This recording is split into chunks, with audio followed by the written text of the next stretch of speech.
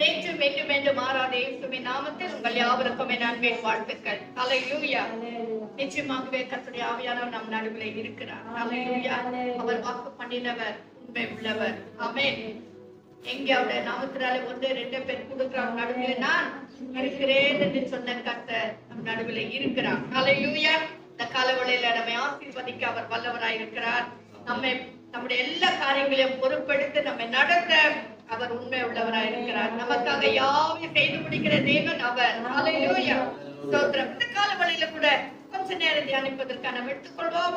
ஓசியாவின் புத்தகம் 1ஆம் அதிகாரம் 1ஆம் வசனம். ஓசியாவின் புத்தகம் 1ஆம் அதிகாரம் 1ஆம் வசனம். The word of the Lord has come to Hosea, where during the reign of Jotham and Ahazau, and Ezekiel, king of Judah, and Jeroboam, son of Josiah, king of Israel. Amen. Hallelujah.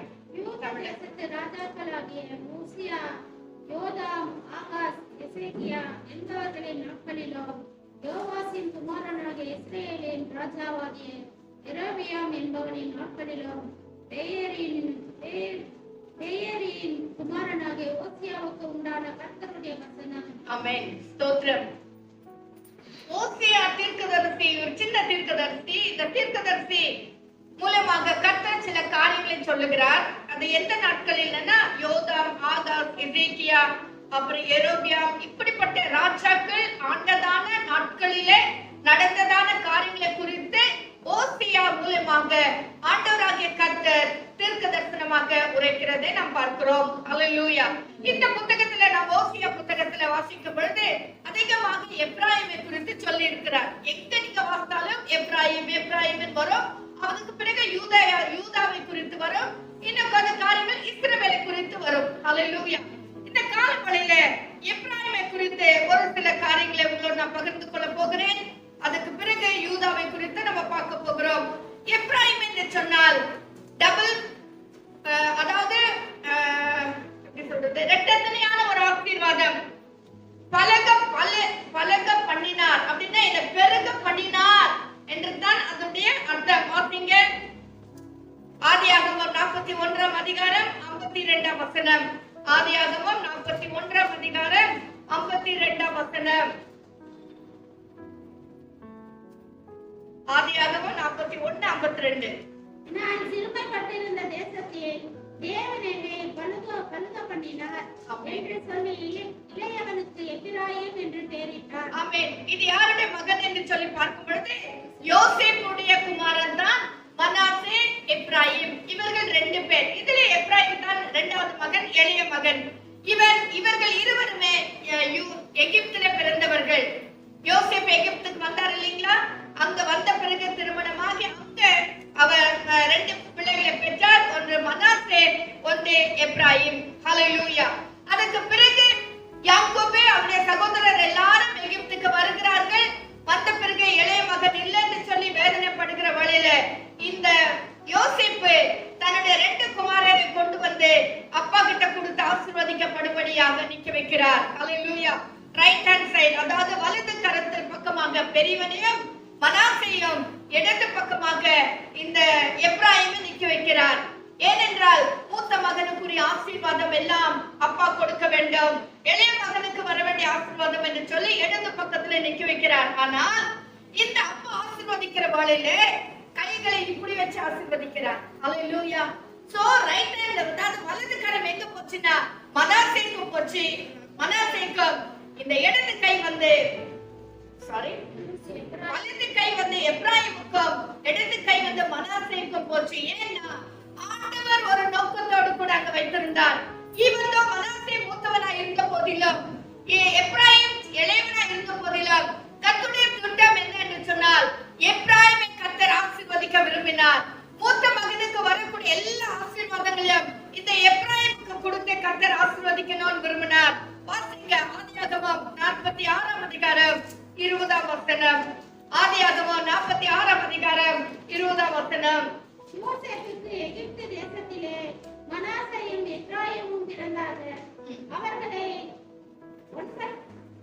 ஒன்பட்டணத்து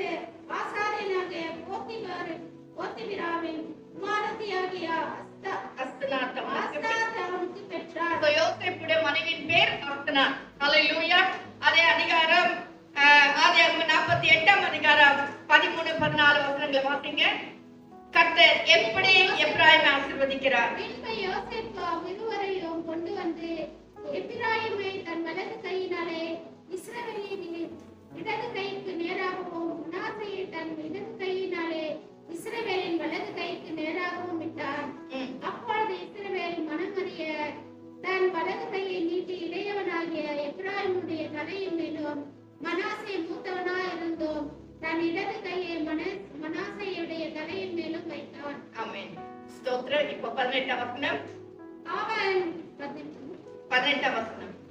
என் தகப்பனே, அப்படியல்ல, இவன் மூத்தவன், இவனுடைய தலையின் மேல் உன்னுடைய வலது கையை வைக்க வேண்டும் என்றான்.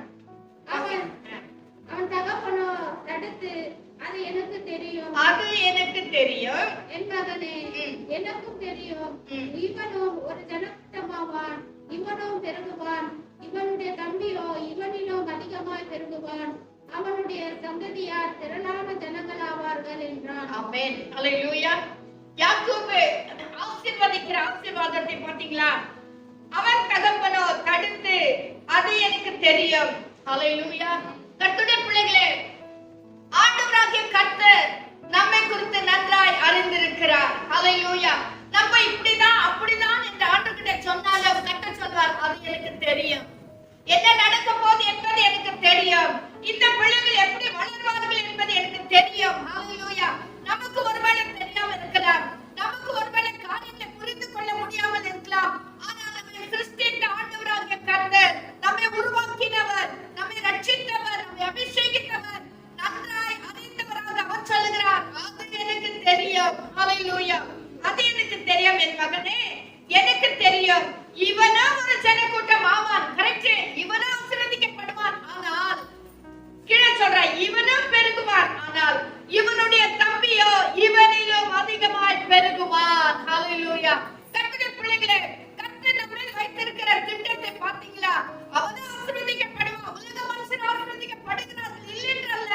ஆனா கர்த்தருடைய பிள்ளைகளோ பலுகி பெருகுவார்கள். ஹல்லேலூயா. தம்பியோ இவனிலும் அதிகமாய் பெருகுவான். அதுதான் கர்த்தர் நம்மை வைத்திருக்கிற ஒரு பெரிய திட்டம்.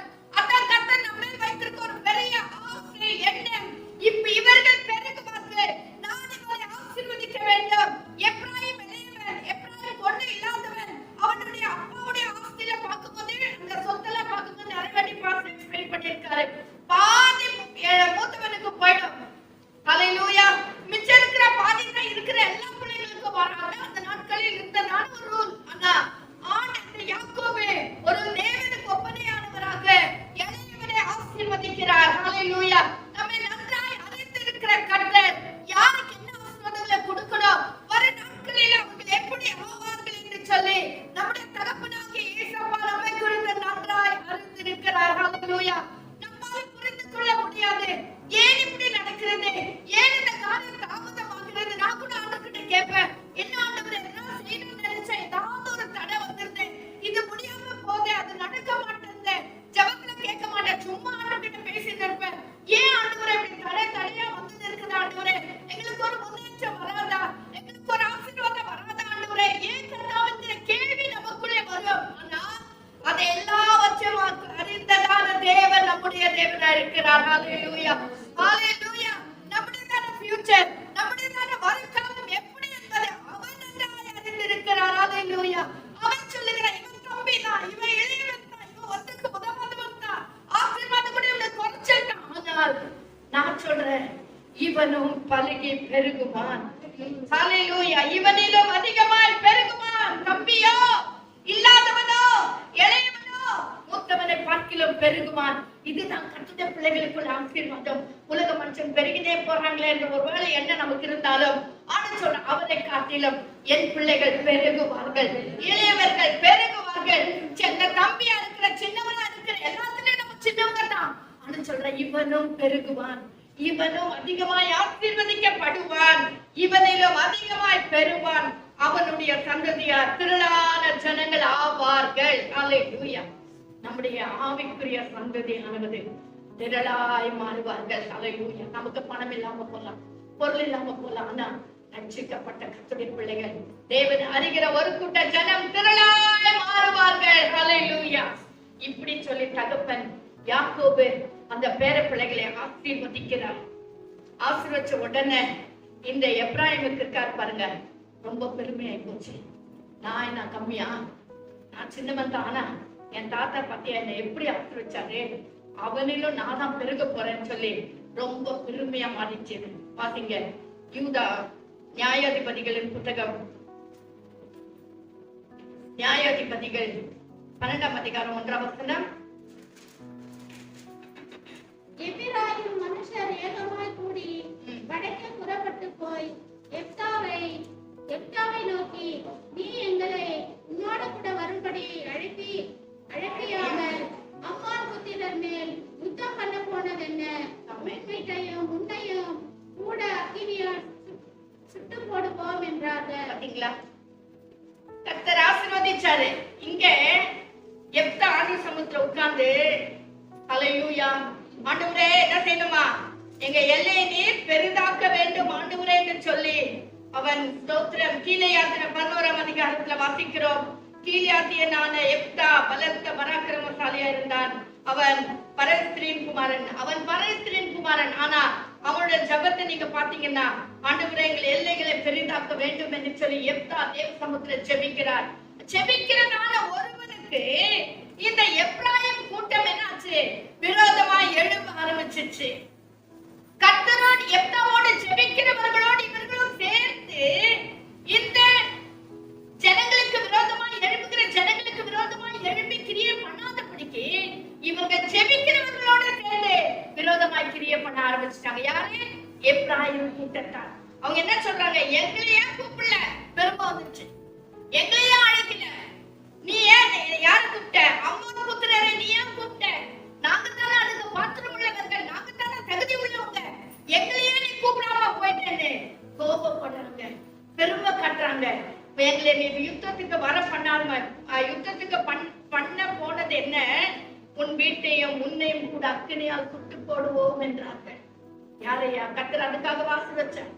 எப்ராயிம் அதுக்காக ஆசீர்வச்சார். எப்ராயிமை ஆசீர்வதித்தின் நோக்கமே வேற. ஆனா இங்க உன் குடும்பத்தை உன்னைய நாங்க சுட்டு போடுவோம் என்று சொல்லி மிகவும் பெருமையாக பேச ஆரம்பிக்கிறார். இது பெருமையாக பேசி பேசி கடைசியில் என்ன ஆச்சுன்னா, தேவனை விட்டு தூரமாய் போகிற ஒரு நிலைமையாக மாறிவிட்டது. இப்ப எல்லாரும் ஓசியாவின் புத்தகத்தை நாம் எடுத்துக்கொள்வோம். ஓசியாவின் சின்ன திருத்தத்தின் புத்தகம் 4ஆம் அதிகாரம் 17ஆம் வசனத்தை வாசிங்க. 4ஆம் அதிகாரம் 17ஆம் வசனம். எப்ராயிம் விக்கிரகங்களோட இணைந்திருக்கிறான், அவனை போகவிடு. ஆமென். ஆண்டவர் சொல்றாரு 4ஆம் அதிகாரம் 17ஆம் வசனத்துல கர்த்தர் என்ன சொல்றாருன்னா, எப்ராயிம் எப்படி இருக்கா, இப்போ விக்கிரகங்களோட இணைந்திருக்கிறான்.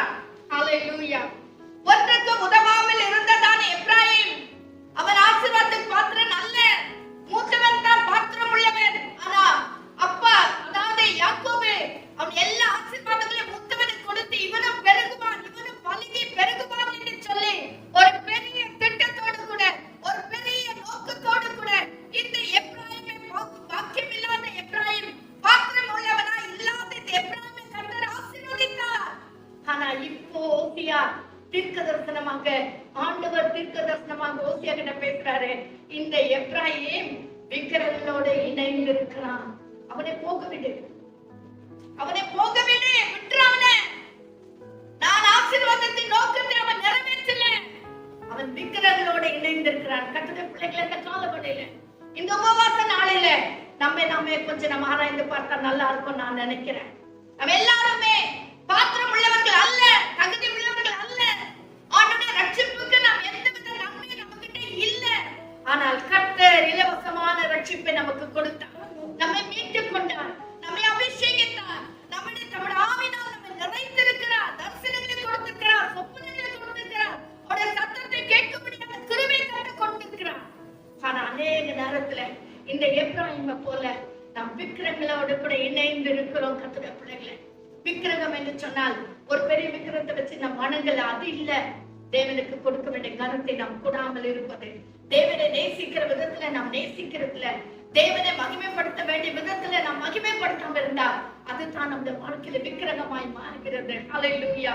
அதாவது சொல்றாரு, அவன் எப்ராயிம் விக்கிரங்களோடு இணைந்திருக்கிறான், அவனை போக விடு. ஸ்தோத்திரம். 5ஆம் அதிகாரம் 3-4 வசனத்தை வாசிங்க. எப்பிராயீமை நான் அறிவேன், இஸ்ரவேல் எனக்கு மறைவானதல்ல. எப்பிராயீமே, இப்போதும் நீ சோரம் போனாயே, இஸ்ரவேல் தீட்டுப்பட்டதே. ஆமென். பாருங்க, எப்பிராயீமை நான் அறிவேன், இஸ்ரவேல் எனக்கு மறைவானதல்ல. அல்லேலூயா. எப்பிராயீம் எந்த கோத்திரத்துல இருக்கிறாரு? இஸ்ரவேல் கோத்திரம். அல்லேலூயா. அங்கதான் இருக்காரு. ஆனா அவர் சொல்றாரு, எப்பிராயீம் நீ எனக்கு மறைவானவன் அல்ல. அல்லேலூயா. சாரி, நான் அறிவேன், இஸ்ரவேல் எனக்கு மறைவானவன் அல்ல. எப்பிராயீமே, இப்பொழுதும் நீ சோரம் போனாய், இஸ்ரவேல் தீட்டுப்பட்டது. எப்பிராயீம் தப்பு பண்ணதுனால இஸ்ரவேல் தீட்டுப்பட்டது. அப்படின்னா ஒரு குடும்பத்துல ஒருத்தர் தவறு செஞ்சா அந்த குடும்பம் முழுவதும் தீட்டுப்பட்டு போயிடும்.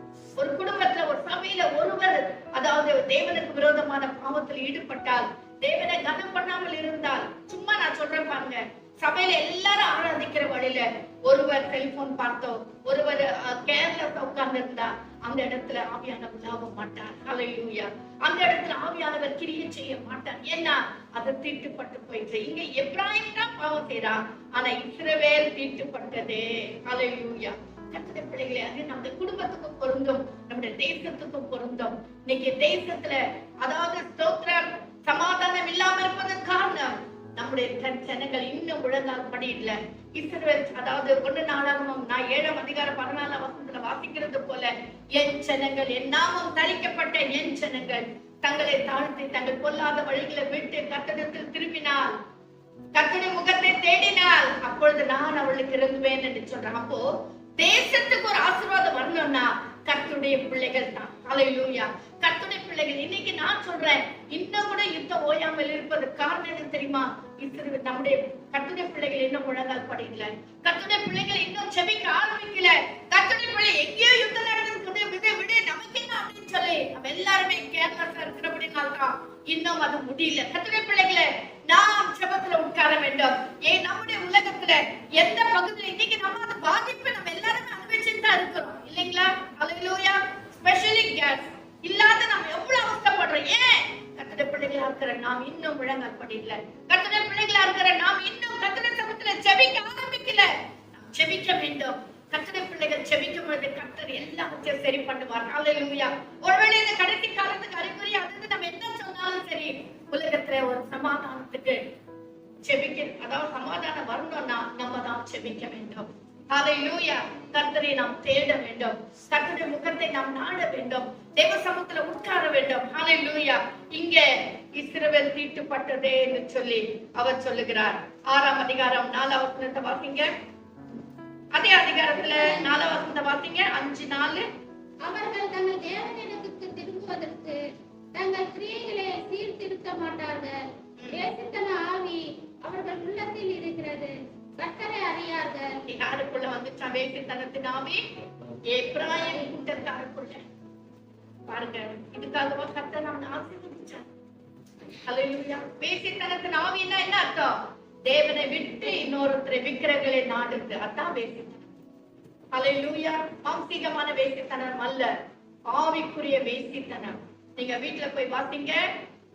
ஓசியா 1ஆம் அதிகாரம் 2-3 வசனத்தை நீங்க வீட்டுல போய் வாசிங்க. கர்த்தர் அதுக்கு ஒரு உதாரணத்தை கொடுத்து சொல்றாரு, எப்படி வேசித்தனத்தின் ஆவி என்று சொல்லுகிறார். ஹல்லேலூயா. அதாவது அவர்களுக்குள்ள வேசித்தனத்தின் ஆவி அப்படின்னா என்ன அர்த்தம்? என்னை விட்டு விட்டார்கள். அதாவது ஜீவனுள்ள தேவனாக என்னை விட்டு விக்கிரங்கள் பக்கமாய் திரும்பி போய்விட்டார்கள். யார்? எப்பிராயீம் கூட்டத்தார். எப்பிராயீம் முழுவதுமாக என்னை மறந்து விட்டார் என்று சொல்லி கர்த்தர் துக்கப்படுகிறார். அதே 6ஆம் அதிகாரம் 4ஆம் வசனம். எப்பிராயீமே, உனக்கு என்ன செய்வேன்? யூதாவே, உனக்கு என்ன செய்வேன்? உங்கள் பக்தி காலையில் காணும் மேகத்தை போலவும் விடியற் காலையில் தோன்றும் பனியை போலவும் ஒழிந்து போகிறது. இப்போ எப்பிராயீமுடைய பக்தி எப்படியாக மாறிவிட்டது? காலையிலே காணும் மேகத்தை போலவும். காலையில மேகம் இருக்கும், வர வர வர வர அந்த மேகம் இல்லாமல் மறைந்து போய்விடும். இதுதான் ஆண்டு சொல்றார். எப்பிராயீமுடைய பக்தி இப்படித்தான் இருக்கு. பக்திமான் பக்திமான் சொல்லுகிறான். நிறைய நேரத்துல நம்ம கூட அப்படிதான் கர்த்தருடைய பிள்ளைகள் என்று சொல்லுகிறோம், அபிஷேகம் பண்ணப்பட்டவன் சொல்லுகிறோம். ஆனால் பிரச்சனை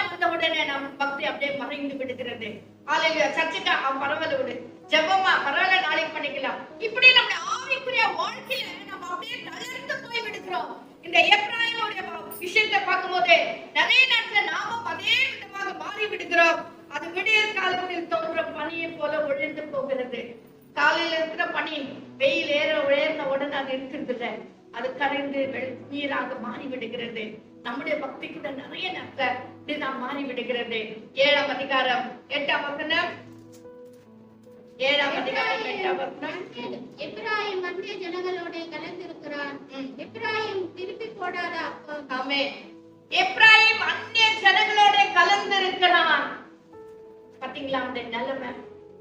ஹல்லேலூயா. ஆதியாகமத்துல நடந்ததுக்கும் இப்போ நடக்கிறதுக்கும் பார்க்கும்போது உண்மையிலே ஜஸ்ட் ஆப்போசிட்டா நடந்துருக்கு. கர்த்தருடைய பிள்ளைகளே, நம்முடைய நிலைமை அப்படி வேண்டாம். அந்நிய ஜனங்களோட கலந்திருக்கிறான். எப்ராயிம் திருப்பி போடாத அப்பம். ஹல்லேலூயா. தோசை நிறைய நேரத்துல நம்ம திருப்பி போடுறது, ஏன்னா நம்ம மெலிசா ஊத்துவோம், நல்லா வெந்துடும். அப்பம்ன்றது ரொம்ப மோட்டாவா இருக்கும். எத்தனை பேர் அப்பம் பார்த்தீங்களோ சாப்பிட்டீங்களோ எனக்கு தெரியல. அப்பம்ன்றது ரொம்ப மோட்டாவா இருக்கும். அது 2 சைடும் திருப்பி போட்டா தான் நல்ல வேகும். ஹல்லேலூயா. இவன் எப்ராயிம் திருப்பி போடாத அப்பம். ஒரு சைடுல தான் வெந்திருக்கு, இன்னொரு சைடு வேகவே இல்லை. ஒரு சைடுல பார்க்கும்போது ரட்சிக்கப்பட்டவனாய் காணப்படுகிறான். ஒரு சைடு பார்க்கும்போது அவனுடைய வாழ்க்கை, அவனுடைய கிரியைகள் எல்லாமே கிரியைகளாய் காணப்படுகிறது. இன்னொரு சைடுல பார்க்கும்போது ஒரு காயின் எடுத்தீங்கன்னா எப்படி ஒரு சைடு ஒன்று இன்னொரு சைடு, அதே போலதான் இன்னைக்கு பார்க்கும்போது ஒரு இடத்துல பார்த்தா கட்டுரை பிள்ளைகள் என்று வேஷம் போடுகிறது, இன்னொரு இடத்துல பாத்தீங்கன்னா உலக மனுஷனை போல வேஷம் போடுறது. அதுதான் திருப்பி போடாத அப்பம். அவன் ஒரு சைடு மட்டும்தான் நல்லா இருக்கான், இன்னொரு சைடு பார்க்கும்போது தேவனை தூஷிக்கிறவனாய் காணப்படுகிறான். எப்ராயிம் கூட்டத்தார் தேவனை மறந்து விடுகிற பிள்ளைகளாய் காணப்படுகிறார்கள். ஹல்லேலூயா. இன்னும் வாசிங்க 8ஆம் அதிகாரம் 11ஆம் வசனம். எப்ராயிம் பாவம் செய்வதற்கு ஏதுவாய் பலிபீடங்களை பெருக பண்ணினார்கள். ஆமென். எப்ராயிம் பலிபீடத்தை கட்டுறான், பெருக பண்ணுகிறான். எதற்காக? பாவம் செய்வதற்காக. ஹல்லேலூயா. துதி பலிபீடம் இல்ல, தேவனுக்கு கொடுக்கிற சர்வாங்க தகன பலிகள் இல்ல, தேவனுக்கு கொடுக்கிற மகிமையின் பலிகள் இல்ல. அவன் பாவம் செய்வதற்கு பலிபீடங்களை பெருக பண்ணுகிறான். கர்த்தருடைய பிள்ளைகளே, நம்முடைய வாழ்க்கையில நம்மை நாம் ஆராய்ந்து பார்க்கலாம். என்னுடைய வாழ்க்கையில நான் எப்படிப்பட்டவனா இருக்கிறேன்? எனக்கு உபவாச நாள் கொஞ்சம் நாம் சரிப்படுத்திக் கொண்டால் அது நலமா இருக்கும். நாமும் அது நலமா இருக்கும் என்று சொல்லி நான் நினைக்கிறேன். அதாவது ஸ்தோத்திரம், அவன் பாவம் செய்வதற்காக ஏதுவாய் பலிபீடங்களை பெருக பண்ணினான். ஆதலால் பலிபீடங்களே அவர்கள் பாவம் செய்வதற்கு ஏதுவாகும். இன்னைக்கு பலிபீடம் எதற்கு ஏதுவா இருக்கிறது? தேவனை ஆராதிப்பதற்கா, தேவனுக்கு ஸ்தோத்திர பலிகளை இடுவதற்கா, தேவனை கனப்படுத்துவதற்கா, தேவனை மகிமைப்படுத்துவதற்கா, அல்லது பாவம் செய்வதற்கா? ஹல்லேலூயா. எதுக்கு நம்ம பயன்படுத்தி கொண்டிருக்கிறோம்? இன்னைக்கு பலிபீடம் தேவ சமூகம் என்று சொல்லுகிறோமே, அது எதற்கு ஏதுவா இருக்கிறது? பாவம் செய்வதற்கா? வேண்டாம். கர்த்தருடைய பிள்ளைகளே, நம் பலிபீடத்தின் மேல் நம்மை அர்ப்பணித்து ஜீவ பலியாக நம்ம ஒப்பு கொடுத்தால் அது நம்முடைய வாழ்க்கைக்கு பிரயோஜனமா இருக்கும். 12ஆம் வசனத்தை கூட வாசிங்க. என் வேதத்தின் மகத்துவங்களை அவர்களுக்கு எழுதி கொடுத்தேன், அவைகளை அந்நிய காரியமாக எண்ணினார்கள். ஆமென். வேதத்தின் ரகசியங்களை மகத்துவங்களை நான் என்ன செய்தேன்? எழுதி கொடுத்தேன். எப்ராயிமுக்கு விசேஷமான எழுதி கொடுத்தேன். அதுதான் இந்த வேத புத்தகம். இன்னைக்கு எப்ராயிமா இருக்கிற நமக்கு கர்த்தர் கொடுத்திருக்கிற இந்த வேத புத்தகம். ஆனா அவர்கள் என்ன பண்ணிட்டாங்க? அந்நிய காரியமாக எண்ணி விட்டார்கள். இது யாருக்கோ இது நமக்கு இல்லை என்று சொல்லி ஒரு அந்நிய காரியமாக விட்டு விட்டார்கள். கர்த்தருடைய பிள்ளைகளே, இன்னைக்கு நம்முடைய வேதத்துல சொல்லப்பட்டிருக்கிற இந்த வசனங்களை நாம் எப்படி எடுத்துக்கொண்டிருக்கிறோம்? அந்நிய காரியமா நினைக்கிறோமா? எனக்கு இல்ல, விடு அவங்களுக்கு.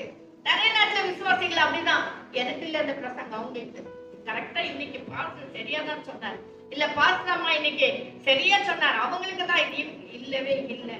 இதுல சொல்லப்பட்டிருக்கிற ஒவ்வொரு வார்த்தைகளும் நமக்கு எனக்கு என்று நாம் எடுத்துக்கொள்ளும் போது அதுதான் நம்முடைய வாழ்க்கையில் ஆசீர்வாதமா இருக்கும். 9ஆம் அதிகாரம் 12ஆம் வசனம்.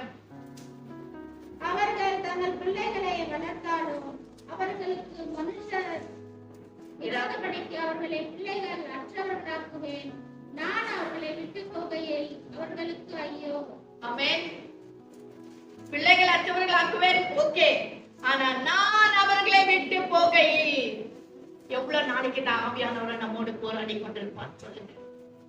ஆதியாகமத்துல வாசிக்கிறோம் 6ஆம் அதிகாரத்துல தேவன் ஆவி எப்பொழுதும் மனுஷனோட போராடுவதில்லை என்று சொல்லி பார்க்கிறோம். எவ்வளவு நாளைக்கு கர்த்தர் நம்மோடு போராடுவார்? எப்பதான் நம்ம மனம் திரும்புவோம்? எப்பதான் நம்ம சீர் பொருந்துவோம்? எப்பதான் நம்ம கர்த்தர் அன்னைக்கு சேர்த்து கொள்ளப்படுவோம்? எப்ப நம்ம வாழ்க்கையில எப்ப நாம் இன்னும் பலப்படுவோம்? எப்ப பாரு சாக்கு போக்கு, எப்ப பாரு இன்னும் ரீசன், எப்ப பாரு கோவப்பட்டுக்குது, எப்ப பாரு எரிச்சலாவே இருந்துக்குது, எப்ப பாரு யார்கிட்ட பேசினாலும் ஒரு அன்பான வார்த்தைகளை நம்ம பேசாம எதிரி அதாவது எரிச்சலாவே பேசிட்டு இருந்தா எப்பதான் நம்ம மனசு கர்த்தருடைய பிள்ளைகள் எப்ப நம்முடைய வாழ்க்கையை நம்ம சீர்படுத்திக் கொள்வோம்? நம்முடைய பேச்சு, நம்முடைய சிந்தனை, நம்முடைய யோசனை எல்லாம் இன்னும் சீர்படுத்தாமே இருக்கு. என்னையும் சேர்த்து அப்ப அப்படி இருக்கும்போது எப்பதான் நம்ம திரும்புவோம்? ஆண்டு சொல்றாரு, நான் அவர்களை விட்டு போகையில் அவர்களுக்கு ஐயோ. இந்த நிலைமை நமக்கு வரக்கூடாது. ஆண்டு நம்ம விட்டு போக நம்ம சான்ஸ் கொடுக்க கூடாது. ஆண்டவர் கிட்ட மன்னிப்பை கேட்டு அதுதான் ஒவ்வொரு நாளும் நம்ம ரட்சிக்கப்படணும்னு சொல்றது. அதான் காரணம். ஒவ்வொரு நாளும் தெய்வ சமூகத்துல நம்ம காத்திருக்க வேண்டும். ஒவ்வொரு நாளும் நம்ம எல்லாம் பரிசுத்தவான்கள் இல்ல, நம்ம எல்லாரும் தவறு செய்கிறவங்க. நம்ம எல்லாருமே அதாவது தேவனுக்கு விருப்பம் இல்லாத காரியங்களை நம்ம சிந்தனையிலோ யோசனையோ செயலையோ ஏதோ ஒண்ணு நம்ம செய்து விடுகிறோம். தெய்வ சமூகத்துல அறிக்கைட்டு நம்ம பலப்பட வேண்டும். ஒவ்வொரு நாளும் ரட்சிக்கப்பட்டு கொண்டே இருக்க வேண்டும். ஒரு நாள் வரும், கிறிஸ்து வரும் பொழுது நாம் ரட்சிக்கப்படுவோம். அங்கதான் ரட்சிப்பு பூர்ணமாகும். அது வரைக்கும் ரட்சிப்பு பூர்ணமாகாது. அல்லேலூயா. ரட்சிக்கப்பட்டோம், ரட்சிக்கப்பட்டு கொண்டே இருக்கணும். கடைசியாகத்தான் நாம் ரட்சிக்கப்படுவோம். அல்லேலூயா. வாசிங்க ஓசியா 10ஆம் அதிகாரம் 11ஆம் வசனம். எபிராயிம் நன்றாய் பழக்கப்பட்டு போர் அடிக்க விரும்புகிற கடாரியா இருக்கிறான்.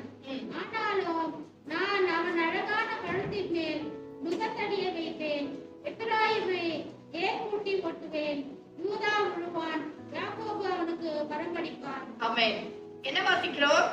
எபிராயிம் நன்றாய் பழக்கப்பட்டு போர் அடிக்க விரும்புகிற கடாரியா இருக்கிறான்.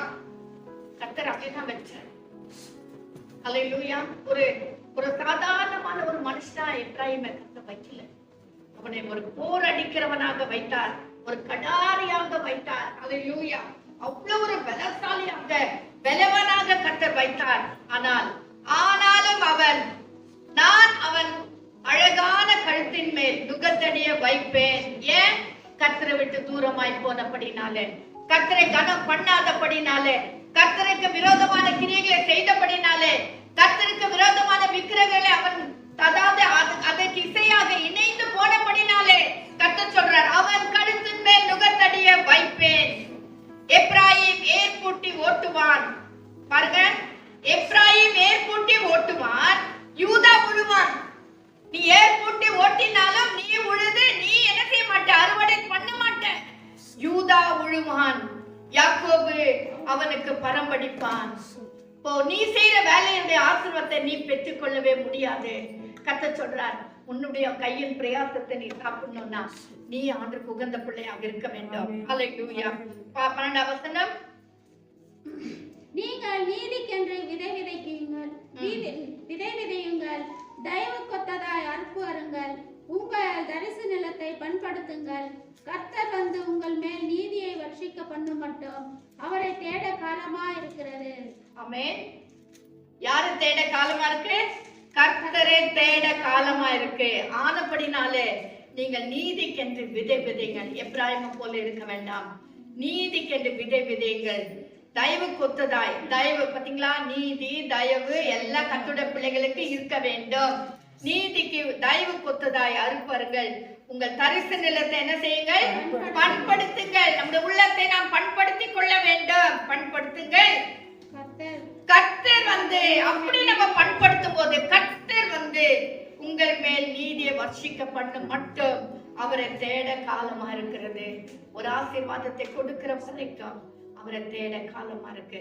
தேவனுடைய நன்மை பெற்றுக் கொள்ளுகிற வரைக்கும் சில வருஷங்கள் ஆகலாம், அல்லேலூயா, சில நாட்கள் ஆகலாம், சில மாதங்கள் ஆகலாம். ஆனால் ஆசீர்வாதத்தை வர்ஷிக்க பண்ண மட்டும் கர்த்தரை தேட காலமா இருக்கு. நாம் தேடிக்கொண்டே இருக்க வேண்டும், செபித்துக் கொண்டே இருக்க வேண்டும், கர்த்தரை கனம் பண்ணிக்கொண்டே இருக்க, கர்த்தரை துதித்துக் கொண்டே இருக்க வேண்டும். அப்பொழுது மட்டும் தான் நாம் ஆசீர்வாதங்களை பெற்றுக்கொள்ள முடியும். 10ஆம் அதிகாரம் 11ஆம் வசனம் வாசித்தோம். 11ஆம் அதிகாரம் 3ஆம் வசனம் வாசிங்க. நான் எப்பிராயீமை கைப்பிடித்து நடக்க பழக்கினேன், ஆனாலும் நான் தங்களை குணமாக்குகிறவர் என்று அறியாமற் போனார்கள். ஆமென். இப்ப எப்ராயிமை குறித்து என்ன சொல்றாரு பாருங்க. நான் எப்ராயிமை கைப்பிடித்து நடக்க பழகினேன். நான் தான் பழகினேன். அல்லேலூயா. அவனுக்கு நடக்க கூட பலன் இல்லாம இருந்தது. நான் தான் கையை பிடிச்சு நடக்க பழகினேன்.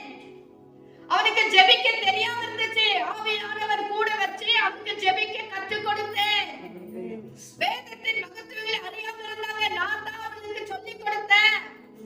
அபிஷேகத்துக்காய் காத்திருந்தாங்க. நான் அவர்களை அபிஷேகித்தேன்.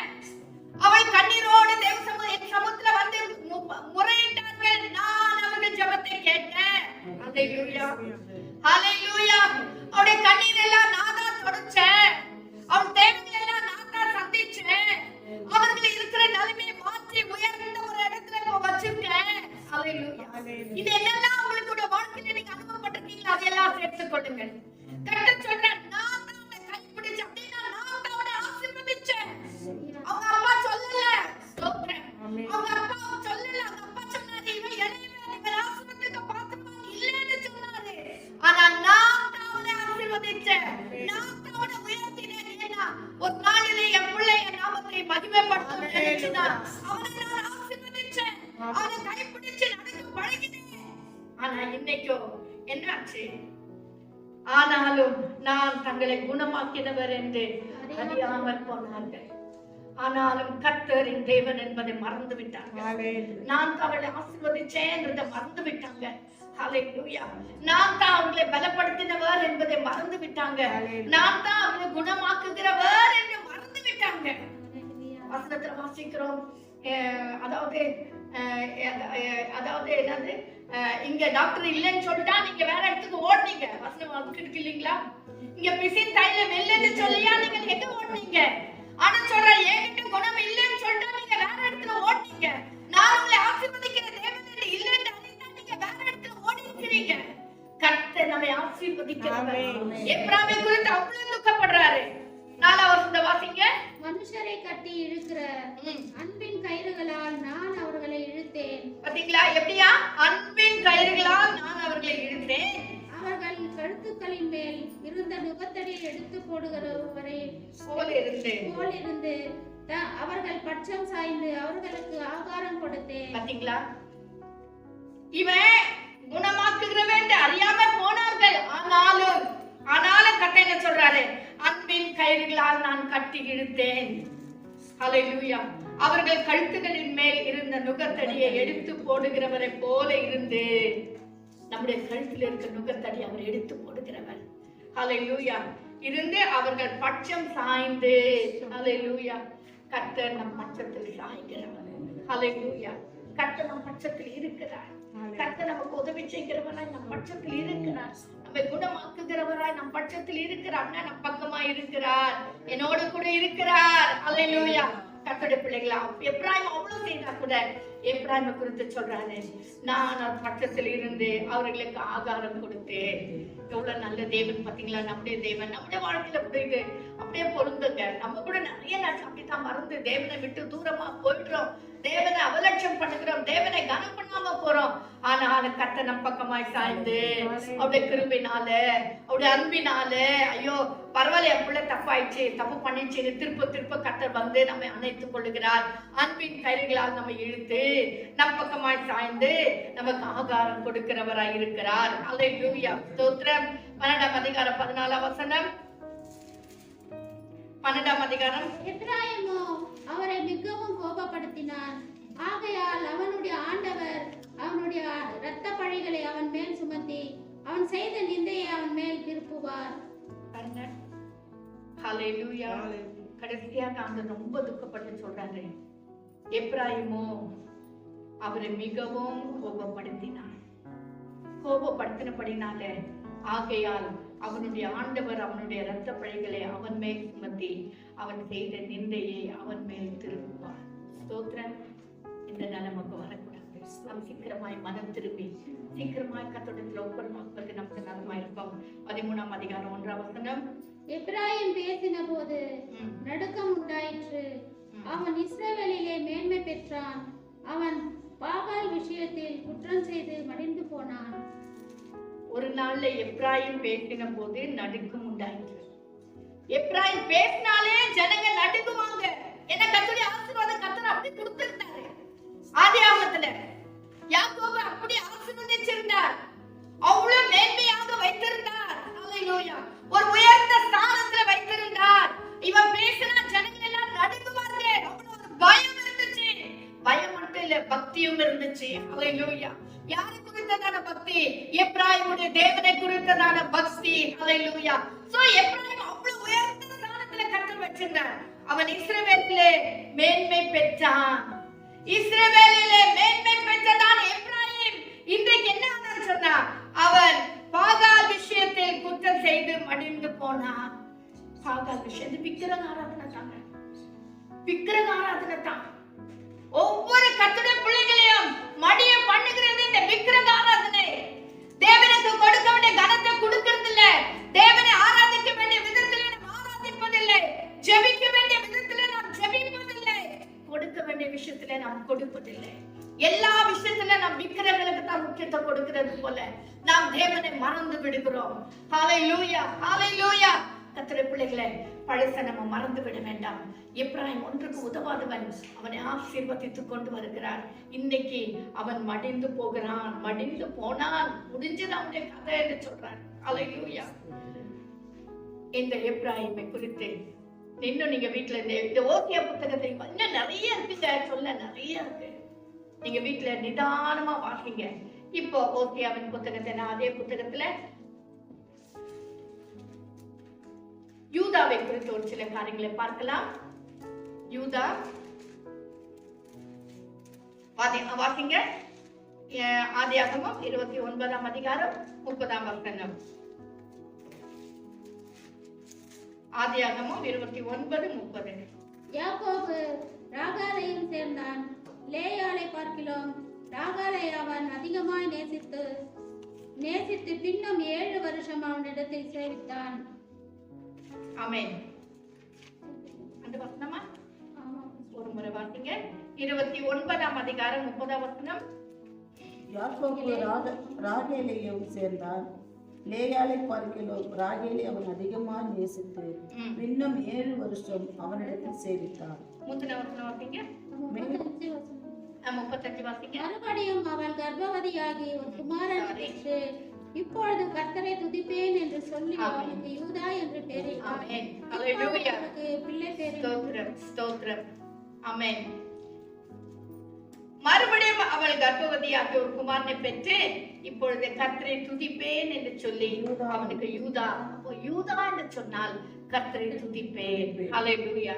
சோ யூதாவுடைய அர்த்தம் என்னன்னா, கர்த்தரை நான் துதிப்பேன், கர்த்தருக்கு துதி உண்டாகட்டும் என்பதுதான் அதனுடைய அர்த்தம். ஹல்லேலூயா, ஸ்தோத்திரம். இந்த யூதா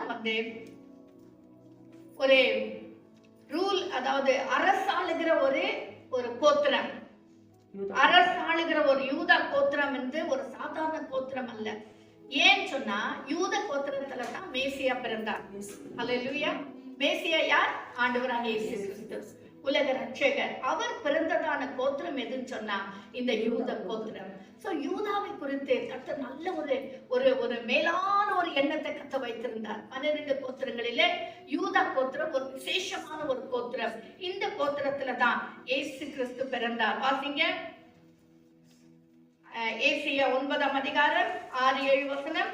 ஏசியா 9ஆம் அதிகாரம் 6-7 வசனம். நமக்கு ஒரு பாலகன் பிறந்தார், நமக்கு ஒரு குமாரன் கொடுக்கப்பட்டார், கர்த்தத்துவம் அவர் தோளின் மேல் இருக்கும், அவர் நாமம் அதிசயமானது, ஆலோசனை கர்த்தர், வல்லமையுள்ள தேவன், நித்திய பிதா, சமாதான பிரபு எனப்படும். 7ஆம் வசனம். தாவீதின் சிங்காசனத்தையும் அவனுடைய ராஜ்யத்தையும் அவர் திடப்படுத்தி அதை இது முதற் கொண்டு என்றென்றைக்கும் நியாயத்தினாலும் நீதினாலும் அவருடைய கர்த்தத்துவத்தின் பெருக்கத்துக்கும் அதன் சமாதானத்துக்கும் முடிவில்லை. சேனைகளின் கர்த்தருடைய வைராக்கியம் இது செய்யும். ஆமென். யாருடைய வம்சத்திலே இதெல்லாம் நடக்கிறது? யூதா கோத்திரத்திலே இது நடந்து கொண்டிருக்கிறது. வாசிங்க. யூதாவுக்கு கர்த்தர் கொடுத்ததான ஆசீர்வாதம். அதுக்கு முன்னால மத்தேயு 2ஆம் அதிகாரம் 6ஆம் வசனம். அந்த ஏரோது கேட்கிறான், யூதருக்கு ராஜாவாக பிறந்திருக்கிறவர் எங்கே என்று சொல்லி கேட்கும் போது சாஸ்திரிகள் என்ன சொல்லுகிறார்கள்? யூதேயா தேசத்தில் உள்ள எதுக்கிலே அவர்கள் இல்ல பாத்தீங்க 6ஆம் வசனம். யூதேயா தேசத்தில் உள்ள பெத்லகேமே, யூதாவின் பிரபுக்களில் நீ சிறியதல்ல.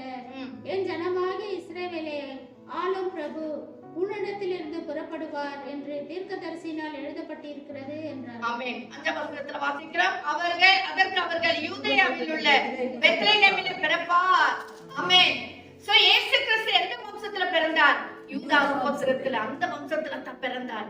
யூதேயாவில் உள்ள பெத்லகேமிலே பிறப்பார் என்று எழுதியிருக்கிறதே என்று சொன்னார். அப்போ யூதா கோத்திரம் வந்து எவ்வளவு ஒரு முக்கியமான ஒரு கோத்திரம், எவ்வளவு ஒரு விசேஷமான ஒரு கோத்திரம். ஆனால் ஓசியா புத்தகத்துல நம்ம வாசிக்கும் பொழுது, அதாவது ஸ்தோத்திரம், அதுக்கு முன்ன வாசிங்க உபாகமம் 33ஆம் அதிகாரம் 7ஆம் வசனம். உபாகமம் 33ஆம் அதிகாரம் 7ஆம் வசனம். இங்க மோசே அந்த கோத்திரங்களை ஆசீர்வதிக்கும் போது எப்படி ஆசீர்வதிக்கிறார் பாருங்க. 33ஆம் அதிகாரம். அவன் யூதாவை குறித்து, கர்த்தாவே யூதாவின் சத்தத்தை கேட்டு அவன் தன் ஜனத்தோட திரும்ப சேர பண்ணும். அவன் கை பலக்க கடவது. அவனுடைய சத்துருக்களுக்கு அவனை நீங்களாக்கி விடுவிக்கிற சகாயராயிருப்பீராக என்றான். ஆமென்.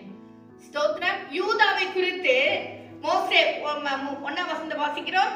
தேவனுடைய மனுஷனாகிய மோசே தன் மரணம் அடையும் முன்னே இஸ்ரவேல் புத்திரரை ஆசீர்வதித்த ஆசீர்வாதமாவது அப்படின்னு சொல்லி யோசேப்பை குறித்து, பென்யமீனை குறித்து, லேவியை குறித்து, ரூபனை குறித்து எல்லாம் அப்படி ஆசீர்வதிச்சு கொண்டு வருகிறார். இதுல யாரை குறித்து வாசிக்கிறோம்? யூதாவை குறித்து கர்த்தாவே யூதாவின் சத்தத்தை கேட்டு அவன் தன் ஜனத்தாரோட திரும்பி சேர பண்ணும்.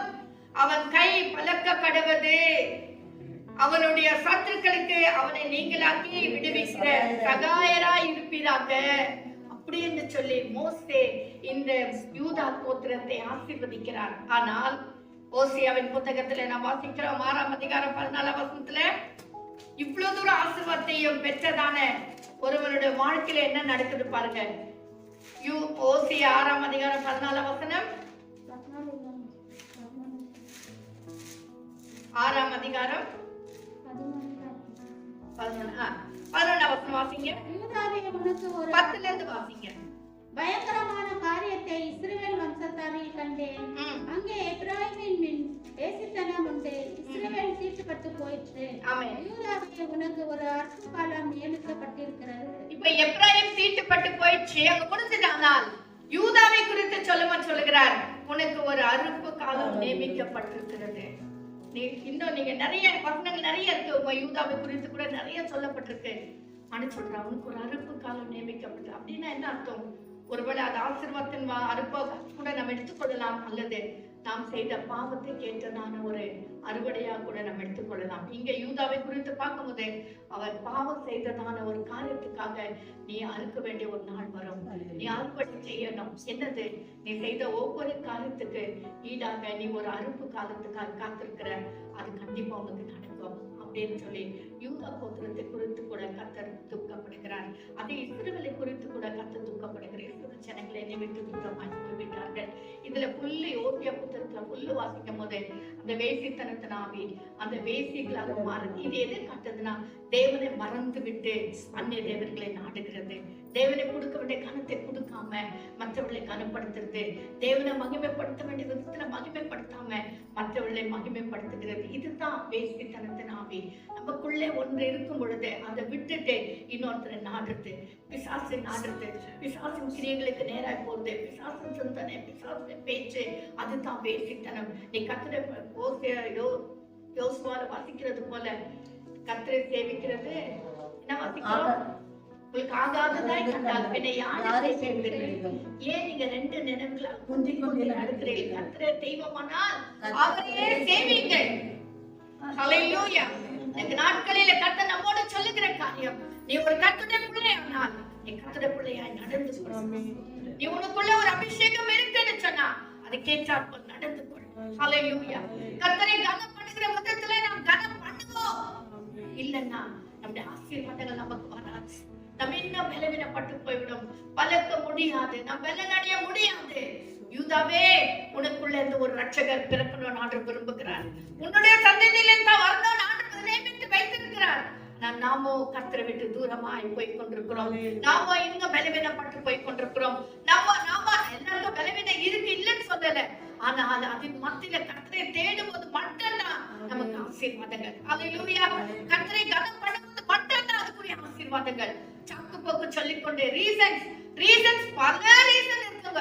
எல்லாருக்கும் எண்ணில் அடங்காத ரீசன்ஸ் இருக்கு. ஆனா அதை வச்சுனே நம்ம காலத்தை ஓட்டினா நம்ம வாழ்க்கையில முன்னேறவே முடியாது. ரீசன்ஸ் எல்லாம் ஒரு பக்கம் வச்சு கர்த்தரை தேடும் போது, கர்த்தருக்கு முக்கியத்துவம் கொடுக்கும் போது, கர்த்தரை கனம் பண்ணும் போது நாம் ஆசீர்வதிக்கப்படுவோம். நம்ம எல்லாரும் கண்களை மூடி ஜெபிக்கலாம். ஹல்லேலூயா, ஹல்லேலூயா. ஓசியாவின் புத்தகம் மிக அதாவது ஒரு தீர்க்க தரிசன புத்தகம். இன்னைக்கு நம்முடைய வாழ்க்கை கூட அதுக்கு பொருந்தும். நம்முடைய வாழ்க்கை கூட பொருந்தும். நம்ம எப்படி கர்த்தரை தேடுகிறோம். நம்ம எல்லாரும் எபேசியர் 2ஆம் அதிகாரத்துல சொல்லுகிறார், நாம் செய்த நன்மையினால நாம் ரட்சிக்கப்படல, நம்முடைய நீதியில் அழுக்கான கந்தையா இருந்தது, கிருபையினால தான் நம்ம ரட்சிக்கப்பட்டோம். நம்முடைய நல்ல பேச்சோ நல்ல கிரியைகளோ செயலோ நம்ம இவ்வளவு தூரத்துக்கு நம்மளை கொண்டு வரல. சிலுவையில் அவர் சிந்தின ரத்தத்தினால மீட்பை உண்டு பண்ணி நம்மை மீட்டு கொண்டார். ஆனால் இன்னும் நம்ம கர்த்தரை துக்கப்படுத்தி கொண்டே இருக்கிறோம். நம்ம ஒரு பெரிய நோக்கம் இருக்கிறது. ஆண்டவர் எப்பிராயீமை குறித்து சொல்லும்போது அவன் பலுகி பெருகுவான், இவனும் பெருகுவான் அப்படின்ற ஒரு எண்ணத்தோடு தான் நம்மை கர்த்தர் ரட்சித்தார். நம்முடைய குடும்பத்துல எத்தனை பேர் இன்னும் கர்த்தரை அறியாம இருக்காங்க. ஆனா நம்மை தெரிந்து கொண்டாரே, நம்மை ரட்சித்தாரே, நம்மை கர்த்தருடைய ஊழியத்துல வச்சிருக்காரே. ஏன் தெரியுமா? இன்னும் ஒரு கூட்ட ஜனத்தை என்னுடைய ராஜ்யத்துல சேர்ப்பார்கள் என்று சொல்லிதான். ஆனா நாமோ விக்கிரங்களோட இணைந்து இருக்கிறோம். தேவனுக்கு விருப்பம் இல்லாத காரியங்களில் இன்னும் செய்து கொண்டே இருக்கிறோம். கர்த்தர் நம்ம விட்டு தூரம் போய்விட்டால் நமக்கு ஐயோ, நமக்கு ஐயோ. கர்த்தருடைய பிள்ளைகளை அந்த நிலைமை நமக்கு வராதபடி ஆவியானவர் நமக்கு உதவி செய்வாராங்க. அருமரட்சக அந்த நல்ல காலவளை நன்றி ராஜா. அப்பா, சமுத்திரங்களை ஒரு முறை கூட தாழ்த்துகிறார் ராஜா. என் தேவனாகிய கர்த்தர் துதிக்கிற ஒரு யூதாவாக தெரிந்து கொண்டீர் ஆண்டவரே. ஆனா இன்னைக்கு நாங்க துதிக்காம இருக்கிறோம் சுவாமி. ஆனா சொல்றேன், இவர்கள் என்னை கூப்பிடாவிட்டால் இந்த கல்லுகள் என்னை நோக்கி கூப்பிடும் என்று சொன்னேன். நிறைய நேரத்துல எங்க வாழ்க்கையில கூட அதான் நடந்திருக்குது ஆண்டவரே. எங்களை மன்னிய கர்த்தாவே, எங்களை மன்னிய ஆண்டவரே ராஜா. என்னாலுமே துதிக்கிற பிள்ளைகளை எங்களை மாற்ற மாட்டேங்கிறேன். ஒரே வாயில சாபமும் ஒரே வாயில துதிய வராதபடிக்கு ராஜா துதிக்கிற ஒரு நாவாக எங்களை மாற்ற மாட்டேங்கிறேன். அப்பா, எங்க நாவை சுத்திகரித்திருந்த மாட்டேங்கிறேன். உண்மை தேடுகிற பிள்ளைகளை எங்களை மாற்ற மாட்டேங்கிறேன். எப்ராயிமை போல நாங்கள் பெருமை அடையாதபடி, எப்ராயிமை போல எங்களையே கூப்பிடல, எங்களையே முன்ன வைக்கல, எங்களையே அங்க செய்யலன்னு சொல்லி நான் குடும்பத்தையே சுட்டு போட்டுருவேன்னு சொல்லி எப்ராயிம் சொல்றது போல நாங்களும் நிறைய நேரத்துல அப்படித்தான் பிஹேவ் பண்ணிக்கிறோம் ஆண்டவரே. நீர் எங்களை மன்னிப்பீராங்க, எங்களை மன்னிய ஆண்டவரே. ஒரு முறை கூட எங்களுக்கு இறங்கும் ஆண்டவரே. சமத்துல எங்களை தாழ்த்துக்கிறோம், சமத்துல எங்களை தாழ்த்துக்கிறோம் ஆண்டவரே. என் தேவனுடைய கருத்துல எங்களை அர்ப்பணிக்கிற ராஜா, எங்களை மன்னியும். கடைசி நாட்களிலே என் நாமம் தரிக்கப்பட்ட ஜனங்களாக நாங்கள் ஆண்டவரை தேடும்படி எங்களுக்கு உதவி செய்யும் ஆண்டவரே. ஆசீர்வாதத்தின் வாய்க்காலா விளங்கும்படி எங்களுக்கு உதவி செய்யும் ஐயா. தாழ்த்துக்கிறப்பா, அவருடைய கருத்துல எங்களை ஒப்பு கொடுக்கிறோம் ஆண்டவரே. கிருபைக்குள்ள மூடி மறைத்து கூட ஆசீர்வதி செல்லும். துதிக்கான மகிமையில உமக்கே செலுத்துகிறோம். இயேசுவின் இன்ப நாமத்தில் ஜெபிக்கிறோம் எங்கள் ஜீவனுள்ள பிதாவே. ஆமென், ஆமென், ஹல்லேலூயா. கர்த்தர் தாமே இந்த வசனங்களை நம்ம தான் கொடுப்பாராக. ஸ்தோத்திரம்.